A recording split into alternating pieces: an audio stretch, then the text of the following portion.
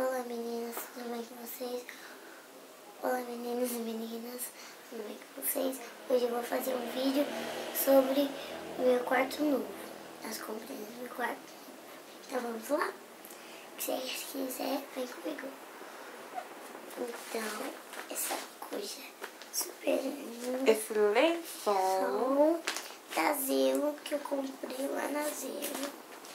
E então ganhei de presente da minha mãe. Então vamos lá. Eu vou abrir ele aqui rapidinho mesmo, meninas. Ele é assim. Aqui é a capa do travesseiro, eu acho. É, mãe? A capa do travesseiro? Aqui. Linda. Cabeça, não sei o que. Aqui, ó.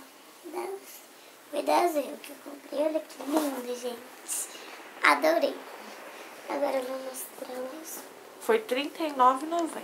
É lindo. Eu nem tava usando. Então, vamos lá.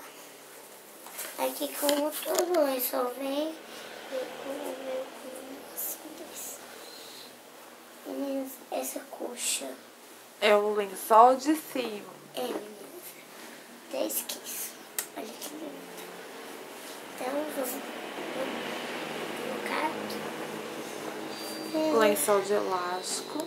Lençol de elástico. Aqui mesmo. Eu vou mostrar assim que depois. Foi tudo da Zelo. Então, vamos pro outro. Meninas, esse daqui é grandão. Olha que bonito. Eu tô louca pra abrir esse. Vamos lá. Ai, meu Deus. Então vamos abrir aqui.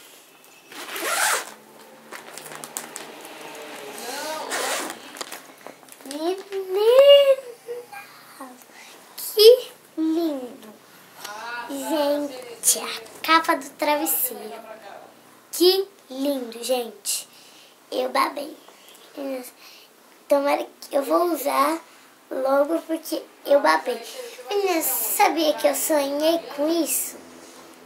Olha que lindo, gente. Ai, que lindo. Vocês viram que são de cupcakezinhos, todos coloridinhos assim. Bonitinho.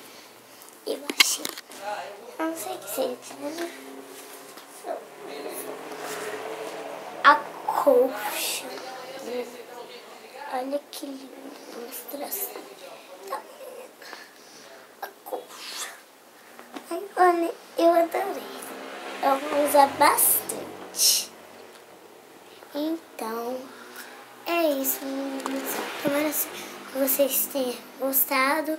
Então, quem gostei aí. Então, tchau. Beijo com docinho de tutti frutti.